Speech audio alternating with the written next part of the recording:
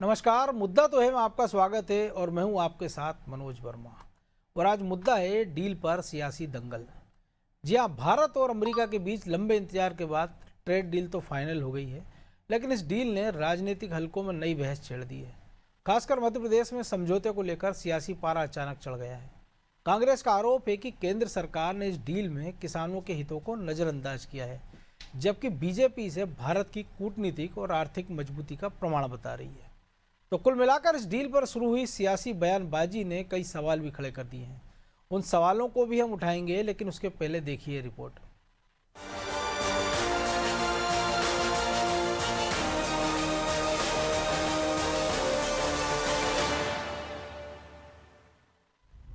Bharat America trade deal पर बयानबाजी।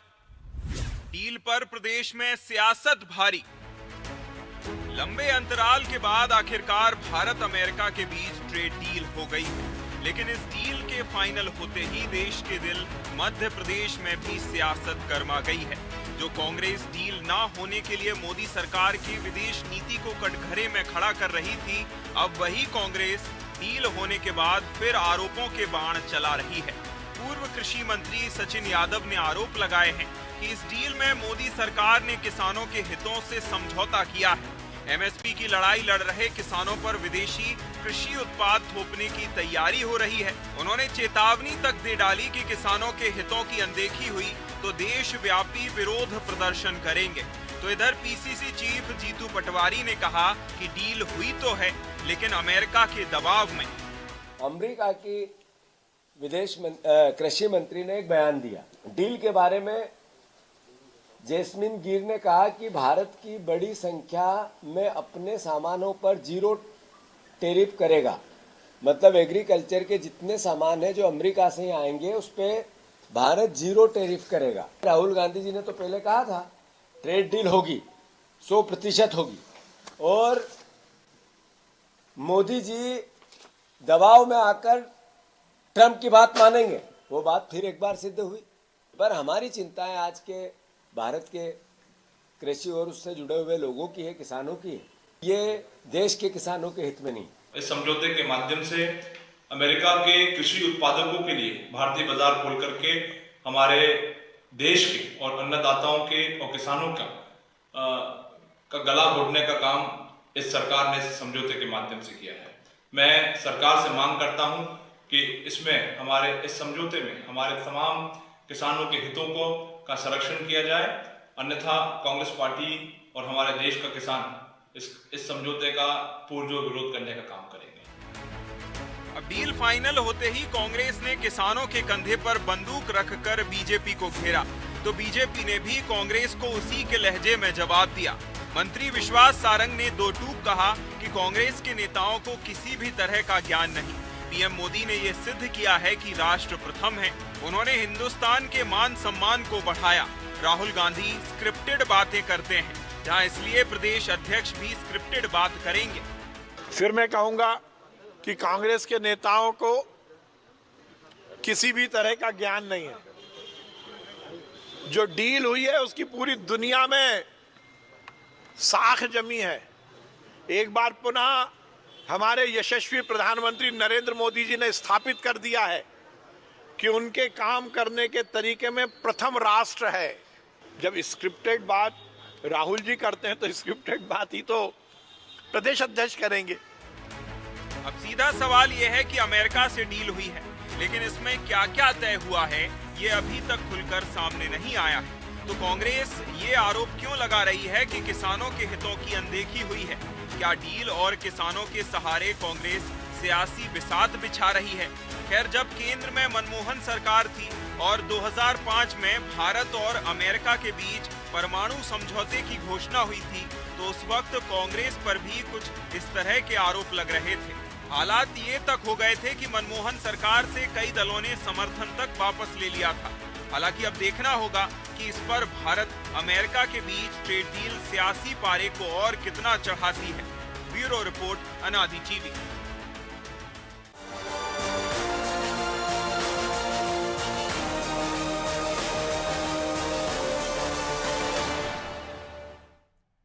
तो इस मुद्दे पर चर्चा शुरू करें, लेकिन उसके पहले वो सवाल जो जरूरी है। पहला सवाल, डील की शर्तें पूरी तरह सार्वजनिक नहीं है तो कांग्रेस किस आधार पर आरोप लगा रही है? दूसरा सवाल, कांग्रेस को ऐसा क्यों लग रहा है कि अमेरिका के दबाव में डील हुई है? तीसरा सवाल,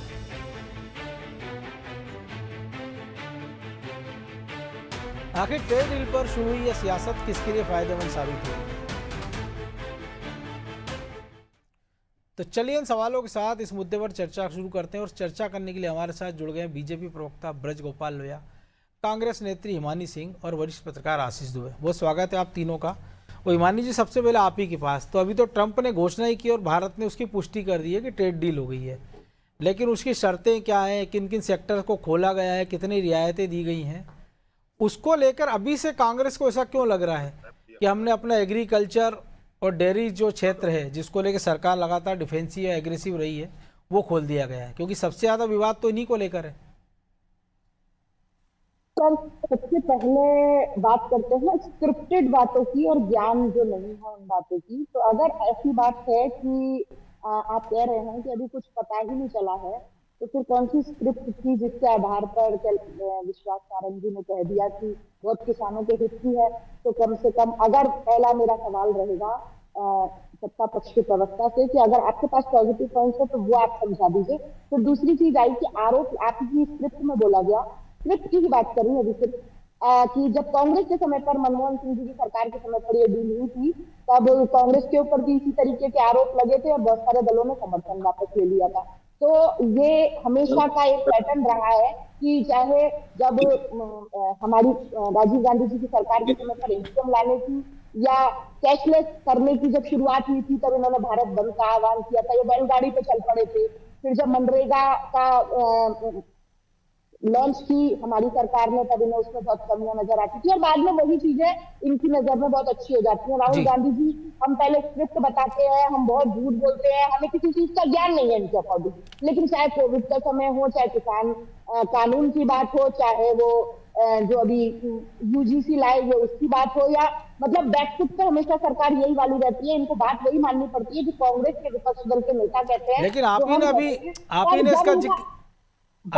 इसका जिक्र कर दिया ना कि जब अमेरिका से आप परमाणु डील करते हैं तो विपक्ष विरोध कर देता है, और वही काम आप कर रहे हैं, यानी कि कोई विरोध में दम नहीं है, केवल विरोध के लिए विरोध करना है। कौन सी स्क्रिप्ट? क्योंकि अगर उस योजना में कोई कमी थी, आपने तब विरोध किया था, और अब आप कह रहे हैं कि वो अच्छी है, तो आप समझा दीजिए। तो मैं वही तो कह रहा हूँ ना कि यानी विपक्ष ने एक माइंडसेट बना लिया इस देश के विपक्ष में, चाहे आप हो चाहे बीजेपी हो, कि कोई डील अगर होगी तो हमको उसका विरोध करना है, चाहे वो राफेल की हो, चाहे परमाणु की हो, चाहे वो अमेरिका से एफटीए हो, क्योंकि हम विपक्ष में, और जब सत्ता पक्ष में आ जाएंगे तो हम उसके पक्ष में आ जाएंगे। लेकिन पहले तो जो अनर्गल आरोप, और मतलब अगर माइक सामने आए और आप सत्ता पक्ष के विधायक है, मंत्री है, आपके ऊपर कोई कार्रवाई नहीं हो सकती, तो आप कुछ भी कह सकते हैं कि इनको ज्ञान नहीं है या नहीं है। ज्ञान तो मैंने साबित किया। अब ब्रज गोपाल जी जवाब देंगे दूसरे स्टेटमेंट में। चलिए मैं जवाब ले लेता हूँ। ब्रज गोपाल जी वो तो कह रहे हैं आरोप लगाने की आदत है, क्योंकि ऐसे आरोप परमाणु डील के समय मनमोहन सिंह सरकार पर लगे और अब आप पर लग रहे हैं। और वो कह रहा जब ट्रेड डील अभी फाइनल हुए नहीं, ये पता ही नहीं है कि उस समझौते में क्या क्या हमने तय किया है, तो फिर ये आरोप इतने ज्यादा एग्रेसिव क्यों होना पड़ रहा है बीजेपी को? क्योंकि आपके केंद्रीय मंत्री पीयूष गोयल कह ही चुके हैं कि कौन कौन सा क्षेत्र उससे बाहर रखा गया है। देखिए, मैं फिर से कह रहा हूं कि बहन हिमानी जी कह रही हैं कि ट्रेड डील तुमसे कैसे कर दिया आपने? तो सुन तो लीजिए, अब आप ही ने जवाब मांगा उनसे तो जवाब दे दीजिए। जैसे आपके नेता करते हैं वैसे ही आपको हिंदी का ज्ञान नहीं है सर। कि पहले फिर से कह रहा हूँ, फिर से जैसे आजकल स्टेटमेंट शुरू किया, आपने स्टेटमेंट देना शुरू किया और फिर से कह दिया। ज्ञान किसके पास नहीं है सर? साबित कर रही हूं मैं। ज्ञान किसको कहते हैं?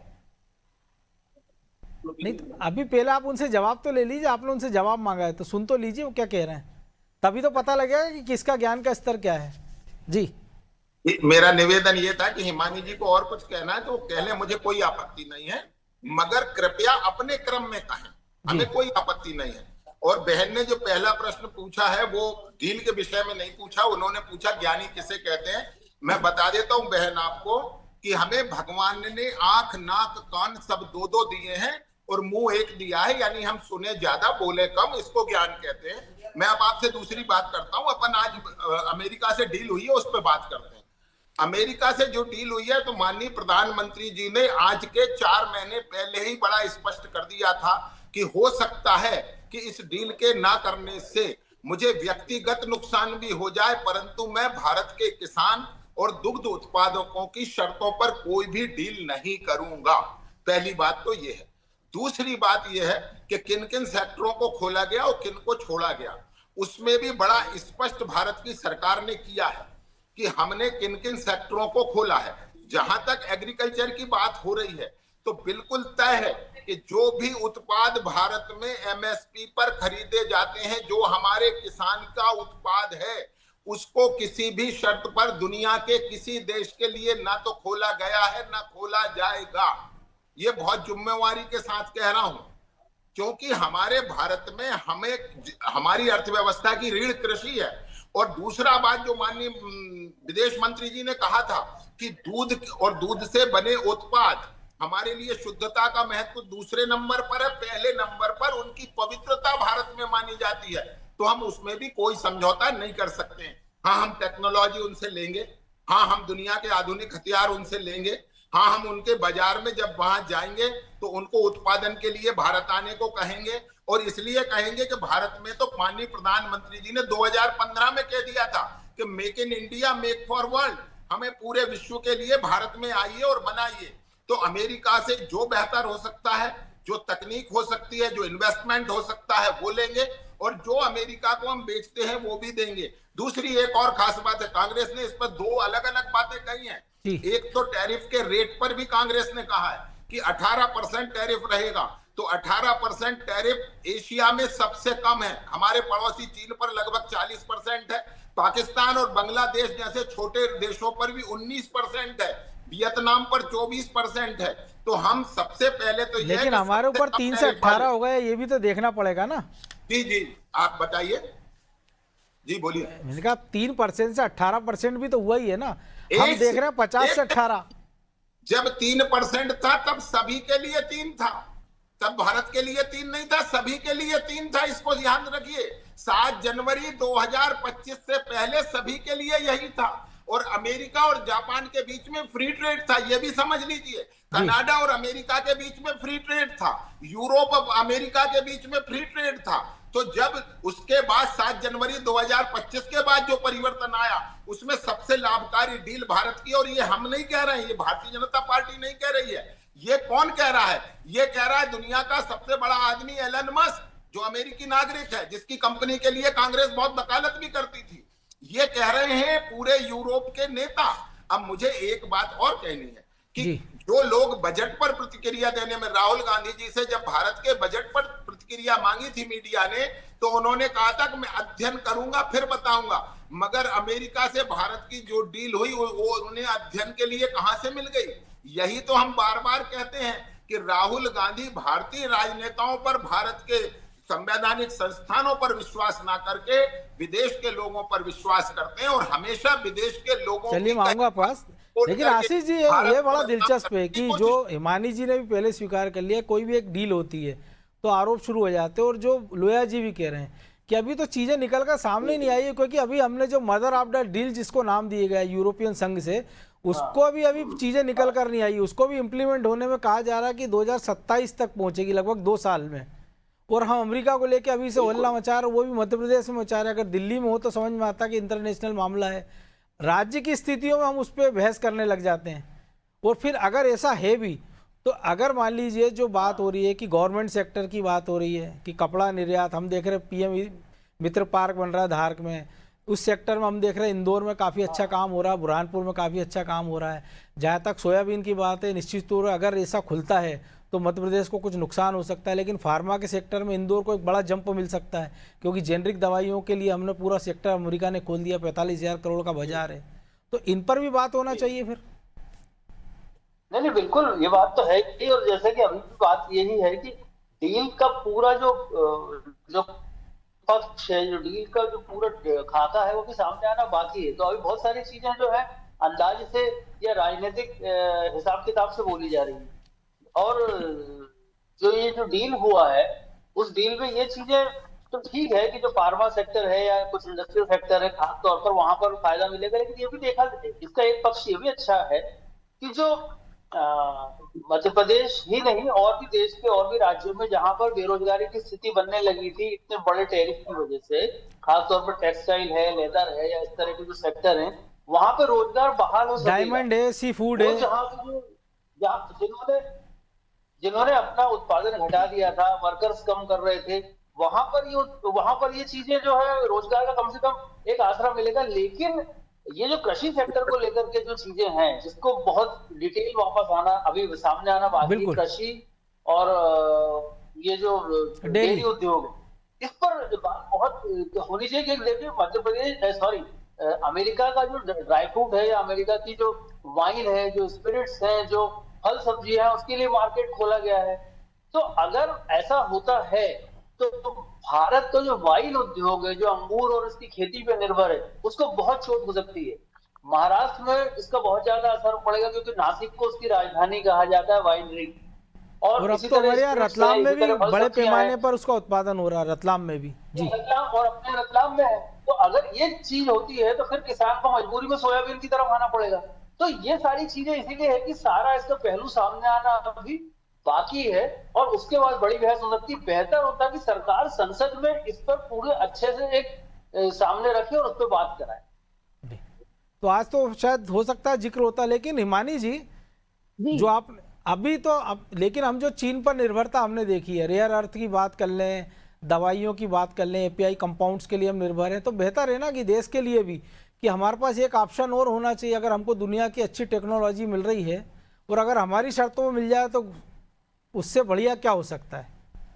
बिल्कुल, कोई भी चीज अगर हमें हमारे ऑप्शंस खोलती है, हमारे लिए करती है, तो पर हमें साथ साथ जो नेगेटिव पॉइंट्स हैं उनको भी ध्यान में रखना है। और आप बार बार बात किए जा रहे हैं कि इस विषय पर बात होनी चाहिए, विरोध नहीं होना चाहिए, तो इसके लिए आप बैठे हैं, ब्रजगोपाल जी बैठे हैं बात करने के लिए, तो जो कमियां हैं वो बताने के लिए फिर किसको रखा जाएगा। तो ये दूसरा ऑप्शन जो होता है ना, जिसकी आप ट्रेड में और डील्स में बात कर रहे हैं, वो ही ऑप्शन इस समय विपक्ष की भूमिका में आपके सामने मैं बैठी हुई हूँ कि जिसको सिर्फ ये चीजें आपको बतानी है। इसीलिए तो आपको बुलाया ना हमने। अगर हमको यही करना होता तो मेयर लोया जी बैठ लेते। स्वीकार कर रही मनोज जी, स्वीकार वही स्वीकार कर रहे हैं, इसीलिए तो आपको बुलाया है। मैं आपको आरोप नहीं लगा रही हूँ। नहीं भाई, हम भी चाहते हैं ना कि जो उसके माइनस, जो उसके नेगेटिव पक्ष है वो भी सामने आए, इसीलिए तो आपको बुलाया है। यही बोल रही हूँ सर। अब ब्रजगोपाल जी ने बात की शब्दों के मतलब ज्ञान से शुरू हुई थी बात, तो पहले मैंने पॉइंट आउट कर दिया था कि शब्दों का चयन भी ज्ञान के उसमें ही आता है। इन्होंने बात की शुद्धता और पवित्रता की कि इनकी पार्टी के लिए शुद्धता से ज्यादा पवित्रता। देखिए समय कम रहता है, मुझे लगता है अगर इसी पर हम रहेंगे तो बहुत अच्छा रहेगा जी।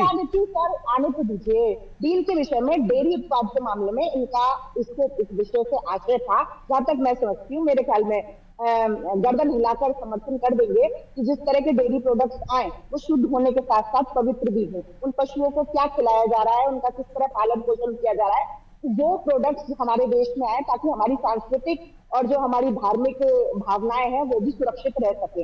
ये बातें जो ऐसे लोग कर रहे हैं जिन्होंने बीफ के मामले में, निर्यात के मामले में हमें सबसे नंबर 1 देश पर बना दिया, और उसके बाद मैडम वो तो आपके केरल में भी आपके युवा नेता ने गाय काट दी थी सड़क पर। के चंदे से हम दुनिया की सबसे बड़ी पार्टी नहीं बने थे। अरे मैं कह रहा हूँ ना कि ये तो ऐसे आरोप है ना कि आपके नेता ने भी केरल में सड़क पर गाय काट दी थी दिखाने के लिए। सर वही मैं बोल रही हूँ कि भी वही बोलेंगे, ब्रजगोपाल जी बोलेंगे तो मुझे तो कुछ अलग बोलना पड़ेगा ना।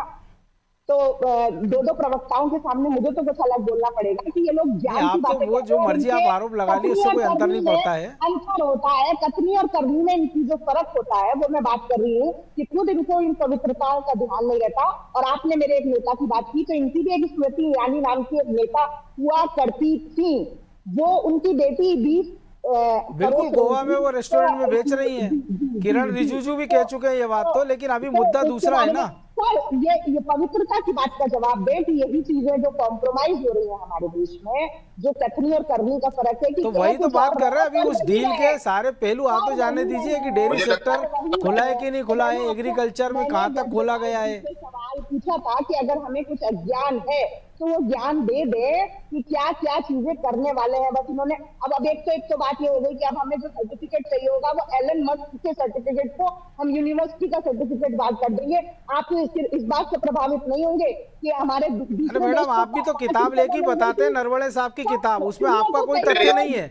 ये सब यही चल रहा है कि उसने ये कहा था। आपका मौलिक चीज क्या? आप भी तो नरवणे साहब की किताब बता रहे हैं ना, जो पब्लिश नहीं हुई है। भाई मौलिक चीज राहुल गांधी भी क्या बता रहे हैं? संसद वो कह रहे हैं ना कि मनोज नरवणे ने उस किताब का जिक्र कर रहे हैं कि जो उसने लिखी ही नहीं है, जो अभी पब्लिश नहीं हुई है।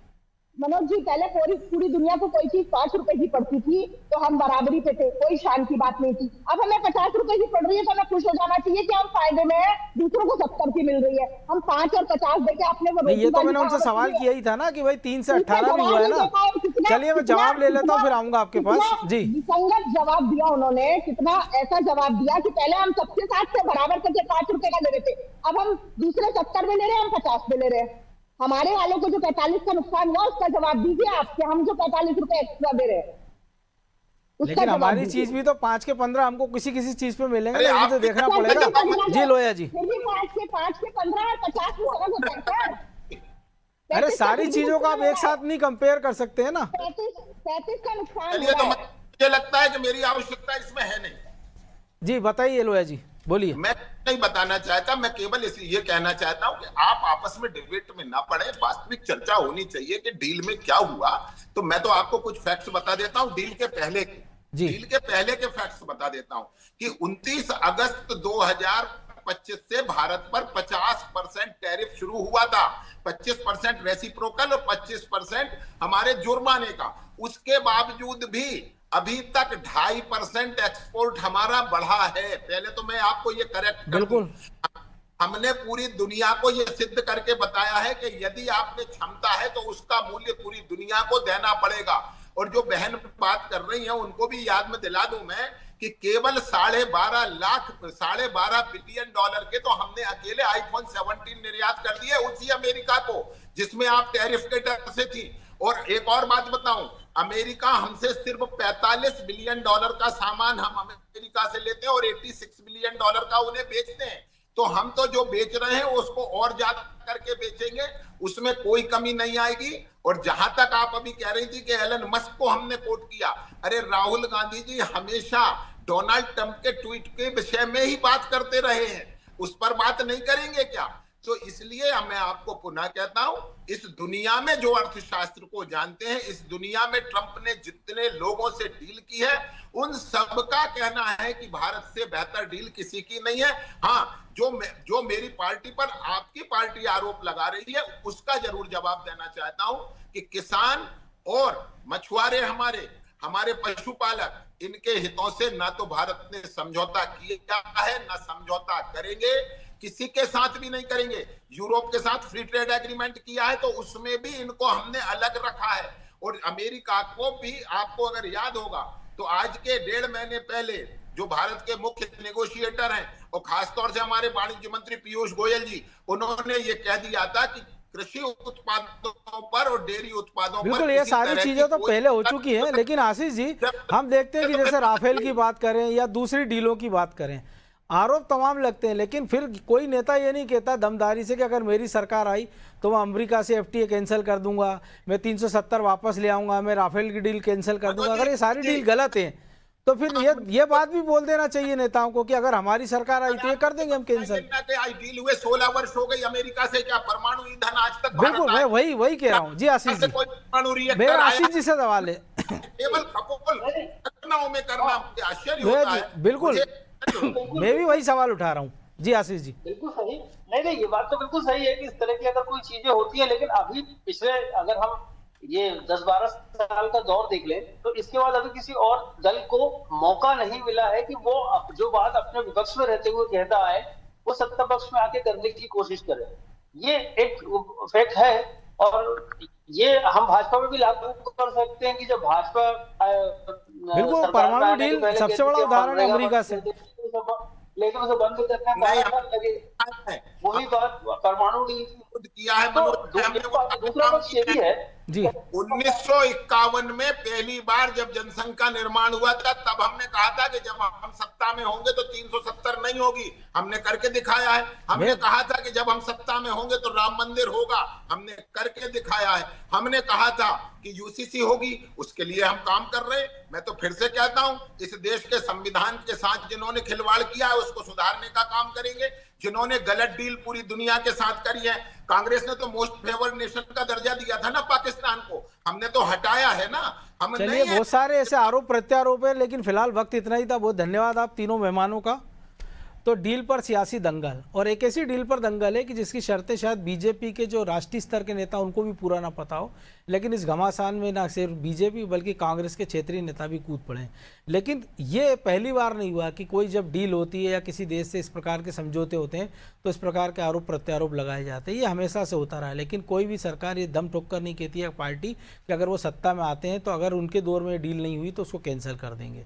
और बहरहाल डील में क्या क्या हुआ, क्या नहीं निकला है, इसके लिए थोड़ा सा इंतजार करना होगा कि जब सारी चीज़ें निकल कर सामने आ जाएंगी कि किन क्षेत्रों में हमने अमेरिकी प्रोडक्ट को एंट्री दी है और उन्होंने कौन से क्षेत्र हमारे लिए खोले, तब इस पर बात करना शायद ज़्यादा बेहतर होगा। मुद्दा तो है, मैं आज इतना ही, मुझे दीजिए इजाज़त और आप देखते रहिए अनादि टीवी। नमस्कार।